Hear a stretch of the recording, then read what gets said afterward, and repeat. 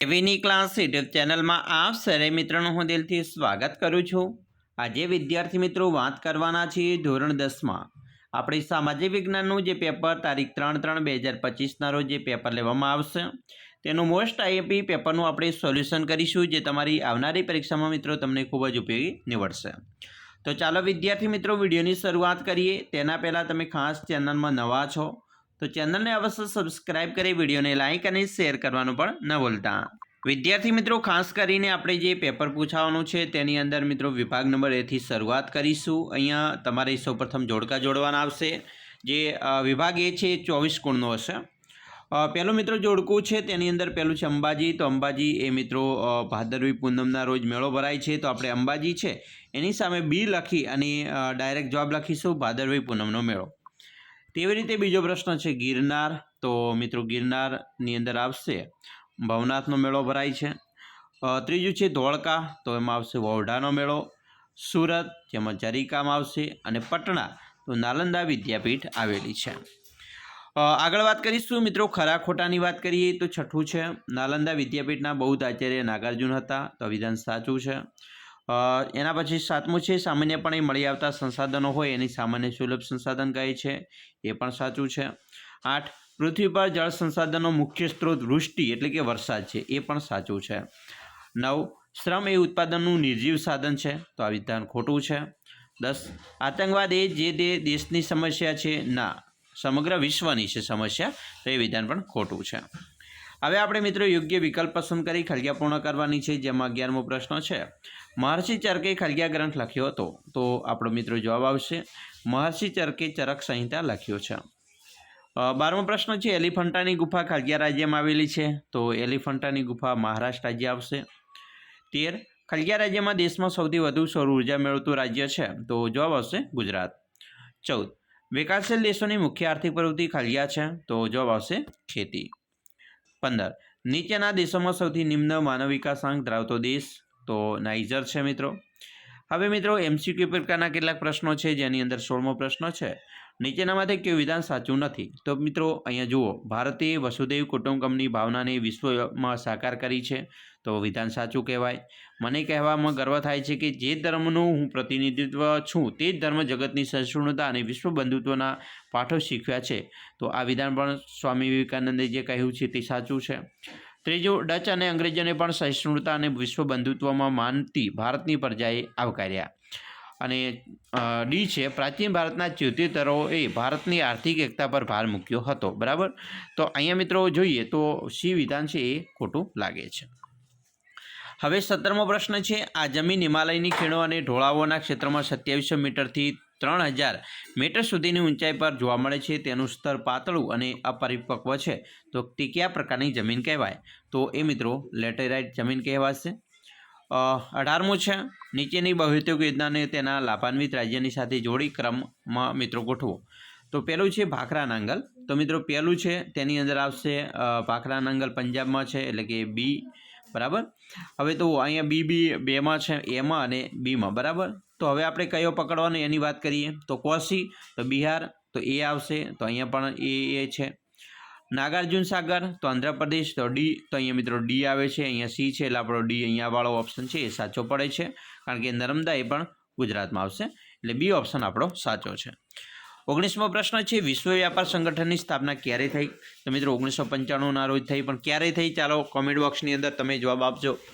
20मो प्रश्न है भारत में नक्सलवादी आंदोलनનો ઉદ્ભવ પશ્ચિમ બંગાળના કયા વિસ્તારમાં થયો હતો? તો મિત્રો કયો વિસ્તાર આવશે? ચાલો બંને પ્રશ્નોના જવાબ મારે કોમેન્ટ બોક્સની અંદર મિત્રો તમારે આપવાના રહેશે।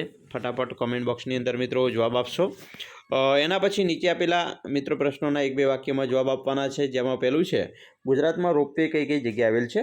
તો ગુજરાતની વાત કરીએ તો રોપવે મિત્રો અંબાજી ખાતે આવેલ છે, ગિરનાર ખાતે આવેલ છે, પછી પાવાગઢ ખાતે આવેલ છે, અને સાપુતારામાં પણ રોપવેની સુવિધા છે, તો આ જગ્યાઓ આપણે લખી શકીએ। 22મો પ્રશ્ન છે ભારતમાં સૌથી ઓછી ગરીબી ધરાવતું રાજ્ય કયું કયું છે? તો મિત્રો ઓછી ગરીબી ધરાવતું રાજ્ય કયું કયું છે તો આપણે લખી શકીએ। બરાબર, મધ્યપ્રદેશ છે, કેરળ છે, તમિલનાડુ છે, બરાબર, દિલ્હી છે, ગુજરાત છે, તો આ જે મિત્રો છે રાજ્યો ઓછી ગરીબી ધરાવતા રાજ્યો કહી શકાય। 23મું છે બરાબર વિશ્વ વૃદ્ધિ દિનની ઉજવણી કઈ તારીખે થાય છે? તો એનો પણ જવાબ મિત્રો સરસ મજાનો છે, કોમેન્ટ બોક્સમાં આપજો. અને 24મો પ્રશ્ન છે, 1972માં સ્વીડનના કયા શહેરમાં પ્રથમ વખત પૃથ્વી પરિષદનું આયોજન પર્યાવરણની સુરક્ષા માટે યોજાયું હતું? તો આપણો જવાબ આવશે સ્ટોકહોમ ખાતે. બરાબર, સ્ટોકહોમ ખાતે મિત્રો યોજાયું હતું. ચાલો હવે આપણે જોઈશું મિત્રો વિભાગ બી, જેના મોસ્ટ આઈએમપી પ્રશ્નોની વાત કરી લઈએ. 25મો પ્રશ્ન છે, પ્રાકૃતિક વારસામાં કઈ કઈ બાબતોનો સમાવેશ થાય છે તે જણાવો. બરાબર, પછી મિત્રો 26મો પ્રશ્ન છે, પડી પટોળે ભાત ફાટે પણ ફીટે નહીં, આ કહેવત કોની સાથે સરખાવી છે તેનું નામ જણાવી વર્ણન કરો. મિત્રો આ જે કહેવત છે એ પાટણના પટોળાથી મિત્રો વાત સાથે સરખાવે છે. બરાબર, એનું આપણે વિસ્તૃત વર્ણન કરવાનું છે. જે સિદ્ધરાજ જયસિંહ વખતે પાટણની અંદર પટોળા બનાવવાની શરૂઆત થઈ, બરાબર, ત્યારથી કરીને આજ સુધી શું છે ઇતિહાસ એ આપણે લખીશું. મિત્રો એકવાર જો તમને આ પ્રશ્નોના જવાબ આવડતા જશે, પરંતુ જો ના આવડતા હોય તો એકવાર તમારી ચોપડીની અંદર મિત્રો અવશ્ય વાંચી લેજો, જેથી કરી આ પ્રશ્નો મિત્રો અવશ્ય પૂછાયા છે, જે તમારી પરીક્ષામાં મિત્રો આવી શકે છે, એટલે તમને ખૂબ જ ફાયદો થઈ શકે. તો એકવાર અવશ્ય મિત્રો વાંચી લેજો. 27મો પ્રશ્ન છે, નીચે આપેલા શબ્દોનો પરિચય આપવાનો છે, જેમાં કુમિન અને ગરબા. તો કુમિન શબ્દ શા માટે વપરાય છે? બરાબર, જે મણિપુરી નૃત્યમાં મિત્રો કુમિન હોય છે. અને ગરબા, તો ગરબા આપણે ગુજરાતની અંદર ગરબા થાય છે, તો એની આપણે વર્ણન કરવાનું છે. 28મો પ્રશ્ન છે, પ્રાચીન ભારતના વાસ્તુશાસ્ત્રમાં કયા વિદ્વાનોનું અનોખું પ્રદાન રહ્યું છે?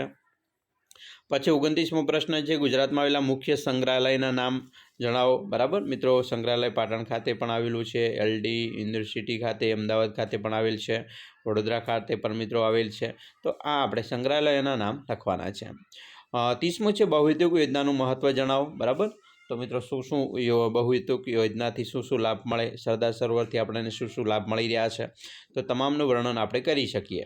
તાંબાનો ઉપયોગો જણાવો. મિત્રો તાંબાના ઘણા જગ્યાએ આપણે ઉપયોગ કરતા હોય છે, તો દરેક જગ્યાએ જે ઉપયોગ કરતા હોય એ પણ આપણે લખવાનું છે. 32મો છે, ભારતમાં લોખંડની મુખ્ય પ્રાપ્તિ સ્થાનો જણાવો. ભારતમાં લોખંડ ક્યાંથી મળે છે? બરાબર, તો એ પણ આપણે અહીંયા મિત્રો લખી શકીએ છીએ. બરાબર, બોકારો ખાતેથી જ્યાં મળતું હોય, જમશેદપુર ખાતેથી મળે છે, તો એ તમામ પ્રાપ્તિ સ્થાનો લખવાના છે. 33મો છે, મને ઓળખો. પહેલું છે, મને ભારતની સિલિકોન વેલી કહે છે, તો બેંગલુરુને કહે છે. અને બીજું છે, મને સનરાઈઝ ઇન્ડસ્ટ્રીઝ પણ કહે છે. બરાબર, સનરાઈઝ ઇન્ડસ્ટ્રીઝ કોને કહેવાય? બરાબર, તો એ પણ આપણે અહીંયા લખીશું. ચાલો 34મો પ્રશ્ન છે, મુંબઈ અને અમદાવાદમાં સુતરાઉ કાપડ ઉદ્યોગ કેન્દ્રિત થયો છે, સમજૂતી આપવાની છે. પછી 35મો પ્રશ્ન છે, આંતરિક વ્યાપારનો અર્થ ઉદાહરણ સહિત સમજૂતી આપવાની છે. 36મો મિત્રો સંકલ્પના સમજાવવાની છે, માથાદીઠ આવક અને બિન આર્થિક પ્રવૃત્તિ વિશે. 37મો પ્રશ્ન છે, પર્યાવરણની સુરક્ષા માટે લેવાયેલા પગલાં જણાવો. તો આ પ્રશ્નના જવાબ આપણે લખીશું. હવે વિભાગ સીમાં મિત્રો મહત્ત્વના મોસ્ટ આઈએમપી પ્રશ્નોની વાત કરીએ તો 38મો પ્રશ્ન છે, નીચે આપેલા ભારતના નકશાના આધારે ગુજરાત, મહારાષ્ટ્ર અને ઉત્તર પ્રદેશમાં આવેલ સાંસ્કૃતિક વારસાના સ્થળોની યાદી બનાવો. તો મિત્રો સાંસ્કૃતિક વારસાની યાદી છે આપણે અહીંયા બનાવવાની છે. બરાબર, ગુજરાત, મહારાષ્ટ્ર અને ઉત્તર પ્રદેશની. તો અહીંયા તમે જોઈ શકો છો, રાણીની વાવ આપેલી છે, ચાંપાનેર છે એ. બરાબર, પછી આ ગુજરાતની વાત કરી. પછી અજંતાની ગુફાઓ, ઇલોરાની ગુફાઓ, બરાબર, એલિફન્ટાની ગુફાઓ, તો એ મહારાષ્ટ્રની અંદર આવેલ છે. અને ઉત્તર પ્રદેશની વાત કરીએ તો મિત્રો અહીંયા કુતુબ દિલ્હીમાં છે, પરંતુ તાજમહેલ છે. બરાબર, આગ્રાનો કિલ્લો છે. તો એ મિત્રો આપણે શામાં લખીશું? ઉત્તર પ્રદેશમાં. તો આ મિત્રો ખાસ તમારે લખવાનું રહેશે. હવે વાત કરીશું 39મો પ્રશ્ન. મિત્રો નીચે આપેલા ચોરસ બોક્સમાં ભારતની પ્રસિદ્ધ વિદ્યાપીઠો નાલંદા, તક્ષશિલા અને વારાણસી અને વલ્લભી વિદ્યાપીઠ સાથે જોડાયેલી કેટલીક મહાન વ્યક્તિઓના નામ આપેલા છે, જ્યાં અહીંના નામ આડાવડા મૂકેલા છે. જે વિદ્યાપીઠ મુજબ મિત્રો સાચો ક્રમ ગોઠવવાનો છે. તો આપણે સાચો ક્રમ મિત્રો ગોઠવવાનો રહેશે. નાલંદા વિદ્યાપીઠમાં ભગવાન બુદ્ધ, બરાબર, કુમારગુપ્ત થઈ ગયા છે, તો ચંદ્રગુપ્ત મૌર્ય થઈ ગયા છે. તો મિત્રો ચીની પ્રવાસી સિંહ, તો આ તમામ ચીની પ્રવાસી યુએનસાંગ, તો આ મિત્રો છે એ આપણે લખવાનો છે. તક્ષશિલામાં રાજનીતિજ્ઞ કૌટિલ્ય છે. બરાબર, તક્ષશિલામાં મિત્રો ચંદ્રગુપ્ત મૌર્યનો આવશે, આમાં નાલંદાનો નહીં આવે. તો એ પણ મિત્રો ખાસ તમારે લખવાનું રહેશે, જે તે તમે મિત્રો આપણે ખાસ ભણ્યા છે એ મુજબ તમારે વર્ગીકૃત કરવાનો છે. 40મો પ્રશ્ન મિત્રો છે, તાજમહેલ વિશે ટૂંકનોટ લખવાની આવે તો પણ આપણે સરસ મજાની લખી શકીએ છીએ. 41મો પ્રશ્ન છે જમીન ધોવાણ એટલે શું? જમીન ધોવાણ અટકાવવાના ઉપાયો જણાવો. 42મો પ્રશ્ન છે વન્યજીવોના વિનાશના કારણો જણાવો. 43મો પ્રશ્ન છે ગરીબી રેખા નીચે જીવતા લોકોમાં કયા કયા લક્ષણો જોવા મળે છે? આ તમામ પ્રશ્નો મોસ્ટ આઈએમપી છે, એટલે ખાસ એકવાર મિત્રો તૈયાર કરી લેજો. ગ્રાહકોનું કયા કયા પ્રકારે શોષણ થાય છે? પછી 45મો પ્રશ્ન છે બળવાખોરી અને આતંકવાદ વચ્ચેનો તફાવત સમજાવો. 46મો પ્રશ્ન છે ભારતમાં સ્ત્રી પુરુષની અસમાનતાના કારણો જણાવો.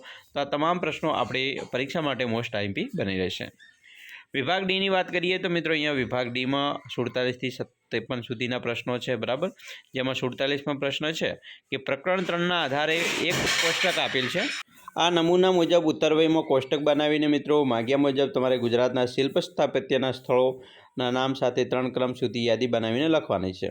ઉદાહરણ જેમ કે ગુજરાતની મસ્જિદ, બરાબર, જામા મસ્જિદ અમદાવાદ, એવી રીતે ગુજરાતના મંદિરો અને એનું મિત્રો સ્થળ લખવાનું છે. ગુજરાતના જૈન મંદિરો અને એનું સ્થળ લખવાનું છે. ગુજરાતની વાવ આવેલી છે કેટલી, એના સ્થળ, અને ગુજરાતની ગુફાઓ અને એનું સ્થળ. તો 3 વસ્તુ દરેક કીધું છે. જેમ કે અહીંયા ગુજરાતનું મંદિર તો અંબાજી મંદિર અંબાજી ખાતે આવેલ છે. સોમનાથ મંદિર, બરાબર, તો એ સોમનાથ ખાતે આવેલ છે મિત્રો, ગીર સોમનાથની અંદર. પછી દ્વારિકાધીશનું મંદિર દ્વારકામાં આવેલું છે. જૈન મંદિરોની વાત કરીએ મિત્રો અહીંયા, બરાબર, તો તારંગાની અંદર મિત્રો તારંગાની અંદર મંદિર આવેલું છે.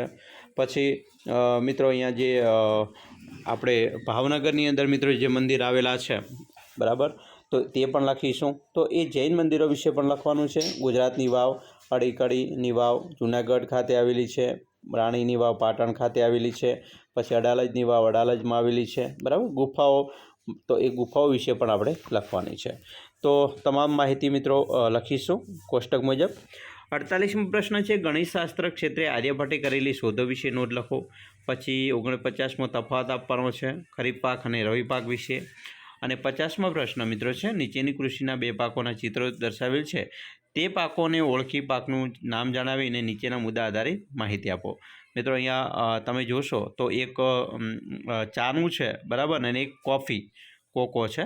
તો બરાબર, કોફી વિશે તો તમામ તેનું તાપમાન કેટલી જરૂર પડે, વરસાદ કેટલીની જરૂર પડે, જમીનની અનુકૂળતા કેવી છે, ઉત્પાદક રાજ્યો ક્યાં છે ચા માટે અને કોફી માટે, તો તમામ વિગતો આપણે લખી શકીએ, બરાબર. તો આ વસ્તુ મિત્રો તમારે લખવાની છે બંને ચિત્રોની. પછી બેરોજગારીના પ્રકારો જણાવવાના છે.